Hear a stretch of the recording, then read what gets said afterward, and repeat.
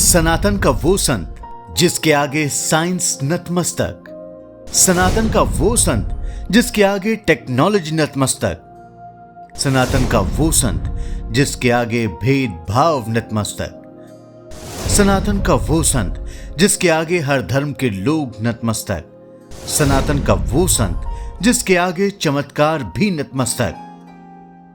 इस संत ने सनातन के ध्वज को जब चमत्कारी ढंग से फहराया तो पूरी दुनिया उसके झंडे के नीचे चली आई।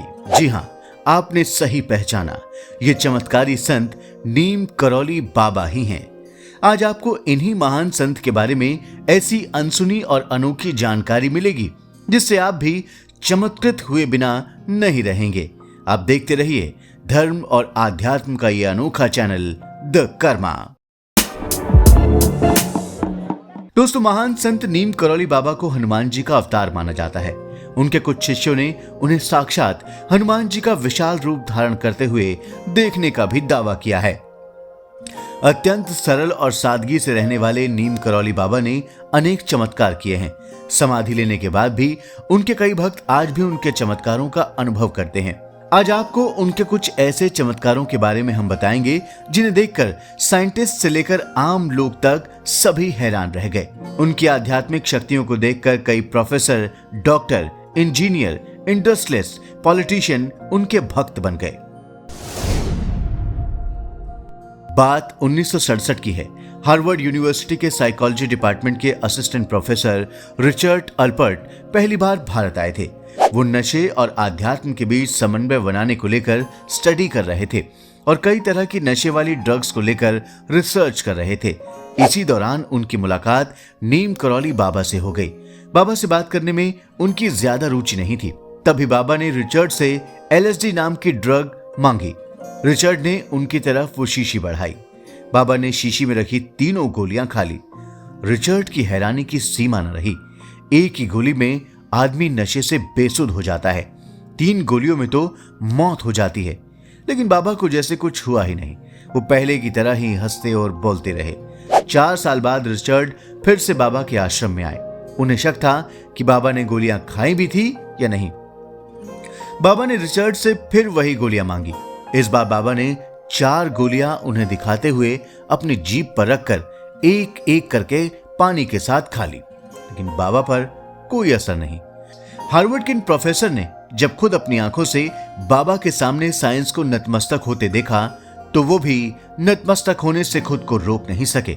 उन्होंने अमेरिकी चोला हटाया और रिचर्ड से रामदास बन गए। ये रामदास बाबा के प्रिय शिष्य बने। बाबा ने उन्हें पश्चिमी देशों में आध्यात्म का संदेश देने का काम सौंपा। रामदास जी ने अमेरिका और पश्चिमी देशों में कई संस्थाएं खोली और कई किताबें लिखी। कंप्यूटर टेक्नोलॉजी की दुनिया में परचम लहराने वाली कंपनी एप्पल के को-फाउंडर स्टीव जॉब्स और इंफॉर्मेशन टेक्नोलॉजी को दुनिया के घर घर तक पहुंचाने वाली कंपनी फेसबुक के फाउंडर मार्क जुकरबर्ग नीम करौली बाबा के भक्तों में शामिल हैं और उत्तराखंड के कैंची धाम मंदिर और वृंदावन के आश्रम में आकर बाबा के आगे नतमस्तक हो चुके हैं। इन दोनों कंपनियों की नाव जब भी डगमगाई, ये दौड़े दौड़े बाबा के पास आए थे और उन्हें राहत भी मिली थी। नीम करौली बाबा प्रेम की मूर्ति थे। उनका हृदय हर व्यक्ति के लिए समान था, कोई भेदभाव नहीं, न जाति का न धर्म का। एक बार नीम करौली बाबा लखनऊ के हनुमान सेतु मंदिर में जा रहे थे। उनके साथ एक ऊंची जाति के शख्स भी थे। उन दोनों के साथ एक दलित जाति का शख्स भी चल रहा था। तब उन ऊंची जाति के शख्स ने उन्हें आगे चलने से रोक दिया। बाबा ने जब देखा तो उन्हें कसकर डांटा, कहा ये मंदिर उसके लिए भी है और उसे भी हाथ पकड़कर अपने साथ ले गए। नीम करौली बाबा के भक्तों में बड़ी संख्या में मुसलमान भी शामिल थे। नीम करौली बाबा ने कई मुस्लिम भक्तों की परेशानियों को दूर कर दिया था। एक बार आगरा स्टेशन पर जब बाबा कंबल ओढ़कर उतरे, रिक्शा पूछने लगे तो कोई रिक्शा वाला उन्हें बैठा नहीं रहा था। सब सोचते कि रिक्शे पर बैठ जाएगा और पैसे नहीं देगा। तभी एक रिक्शा वाला आया और वो बाबा को लेकर चलने को तैयार हुआ। बाबा जब रिक्शे से उतरने लगे तो उन्होंने पैसा देना चाहा तो उसने कहा, बाबा मुझे आशीर्वाद दो, हमारा जीवन बहुत कष्ट में है। तब बाबा ने उसे एक पोटली दी और कहा कि इसे घर जाकर ही खोलना। रिक्शे वाले ने जब घर जाकर पोटली को खोला तो उसमें सोने चांदी भरे हुए थे। दूसरे दिन दौड़ते दौड़ते वो रिक्शा वाला बाबा के पास आया तो बाबा ने कहा कि जब जरूरत हो इस पोटली से पैसे ले लेना। वो रिक्शा वाला आगे चलकर आगरा का एक बहुत बड़ा सेठ बना जो दान और पुण्य में कभी पीछे नहीं हटता था। हनुमान जी के अवतार माने जाने वाले नीम करौली बाबा हनुमान जी की तरह ही चमत्कारी थे। मरे हुए को जिंदा करने की शक्ति भी उनके पास थी।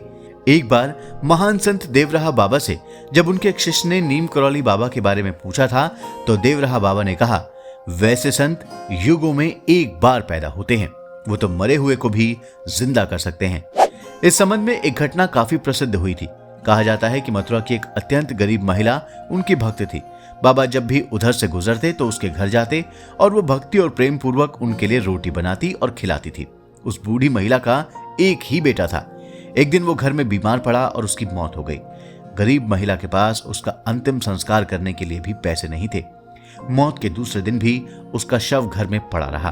तभी वहां नीम करौली बाबा आए और कहा, बूढ़ी माँ रोटी लाओ। गरीब महिला ने कहा कि बाबा एक ही तो कमाने वाला है और वो भी अब चला गया, मैं क्या करूं। तब बाबा ने कहा कि तेरा बेटा मरा नहीं। वो शव के पास पहुंचे और मुंह खोलकर तेल डाल दिया, जिसके बाद वो युवक जिंदा हो गया। नीम करौली बाबा का वास्तविक नाम लक्ष्मी नारायण शर्मा था। सन 1900 के लगभग उत्तर प्रदेश में फिरोजाबाद के अकबरपुर गांव में एक संपन्न ब्राह्मण परिवार में उनका जन्म हुआ था। 11 वर्ष की उम्र में ही इनका विवाह हो गया था, लेकिन विवाह के कुछ समय बाद ही इन्होंने घर छोड़ दिया। घर छोड़ने के बाद नीम करौली बाबा गुजरात चले गए। वहां पहले एक वैष्णव मठ में दीक्षा लेकर साधना की। इसके बाद कई अन्य जगहों पर साधना की। 17 वर्ष की आयु में इन्हें ईश्वर का दर्शन और ज्ञान प्राप्त हो गया था। लगभग 9 साल तक गुजरात में साधना करने के बाद वो यात्रा पर निकले और वापस फिरोजाबाद के नीम करौली नामक गांव में रुके। वहां उन्होंने गोबर की बनी एक हनुमान प्रतिमा की स्थापना की। जब उनके पिता को यह जानकारी मिली तो उन्होंने वहां पहुंचकर बाबा को अपने गृहस्थ आश्रम का पालन करने की आज्ञा दी। वो चुपचाप पिता की आज्ञा मानकर फिर से गृहस्थ आश्रम में चले गए। गृहस्थ आश्रम में उन्हें 2 पुत्र और 1 पुत्री की प्राप्ति हुई। बाद में वो फिर साधना और तपस्या में लग गए। मान्यता है कि नीम करौली बाबा को हनुमान जी की उपासना से अनेक चमत्कारिक सिद्धियां प्राप्त थी। बाबा अलौकिक शक्तियों के स्वामी थे, पर वो आडंबरों से दूर रहते थे। उन्होंने देह पर साधुओं वाले वस्त्र भी कभी धारण नहीं किए। आश्रम आने वाले भक्त जब उनके पैर छूते थे तो वो कहते थे, मंदिर में बैठे हनुमान बाबा के पैर छुओ। बाबा ने उत्तराखंड के कैंची धाम में मंदिर और आश्रम बनाया। 1973 में नीम करौली बाबा ने वृंदावन में समाधि ली। उनके समाधि स्थल पर भी मंदिर और आश्रम का निर्माण हुआ है। आज भी माना जाता है कि बाबा नीम करौली ने जिन मंदिरों और आश्रमों की स्थापना की है या जिन जगहों पर वो रुकते और ठहरते और साधना करते रहे, वहां आज भी भक्तों को चमत्कार देखने को मिलते हैं और लोगों की मनोकामनाएं पूरी होती हैं। बाबा नीम करौली के भक्त उन्हें महाराज जी भी कहते हैं। दोस्तों, नीम करौली बाबा पर हमारा यह वीडियो आपको जरूर पसंद आया होगा। अब आप इसे लाइक और शेयर करें और हमारे चैनल को भी जरूर सब्सक्राइब करें। धन्यवाद।